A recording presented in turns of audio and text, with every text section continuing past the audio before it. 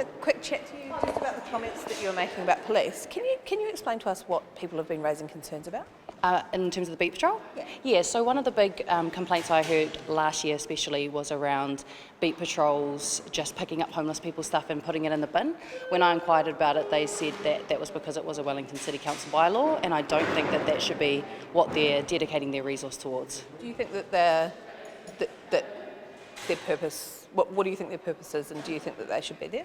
I think that the police should be responding to incidences of domestic violence, sexual violence, things that only they can do. I think beat patrols is an easy thing that can be substituted for by Māori wardens, by hapai ake kind of community people walking around, which we have in Wellington, and I think they should focus on their core business. Is this the position of the Greens, or is this your position as Wellington Central MP? We haven't actually updated our justice policy around beat patrols because they are a new thing, but these are the feedback that I have been hearing from the community, but also from organisations that support homeless people. Because Chloe Swilbrook yesterday said it wasn't what she'd been hearing in Auckland, so do you think there's a disconnect there?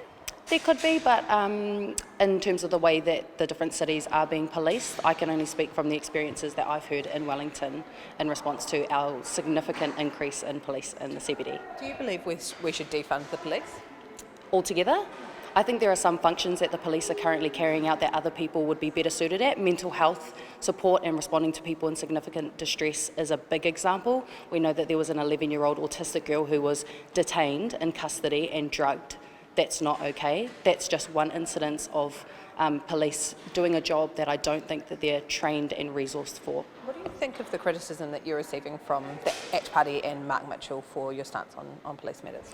I think it's unusual for them to see someone be critical of the police, but I think it is important that somebody in this parliament are critical of police, because the IPCA, who investigate misconduct by the police, only investigate 2% of all of the complaints that they receive.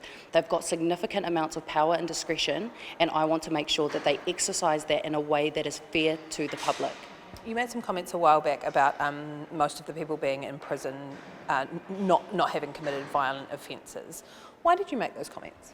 The reason that I made them is because our prisons are overcrowded and there are too many people in there that are serving short sentences for very minor things. I spoke to a woman last week in one of the 3 prisons that I visited last week, and she was in there for shoplifting $12 worth of items. Now that's $151,000 worth of taxpayer money going into locking someone up who couldn't afford to feed themselves. That's not justice, that's unfair. It's cracking down on people who have got no other means to survive. You do recognise that most prisoners have committed violent offences though, right? It is about half and half, but there are a significant amount of people who are in there that should not be in there, and the Minister has acknowledged that himself with me. Do you regret saying that beat police are only there picking up homeless people's stuff? Do you think that's the only function they serve? That's the only feedback I've received, and isn't it my job to communicate what people are saying to me about certain things? Do you see any other, do you see that, I mean, the Minister is saying that crime in Wellington CBD has fallen by about 5.5%, whereas it's 2% everywhere else. So is that not I guess evidence that they are helping reduce crime? Well, that assumes that police are the only safety mechanisms that exist within Wellington. That completely dismisses all of the organisations that are working really hard to keep our city safe. In fact, I think Wellington has been one of the strongest cities in asking for alternatives to policing, because the heavier visual presence of police does not make people feel safer. It makes people feel more on edge because there are more police around. Do you think that is the view of all of your constituents?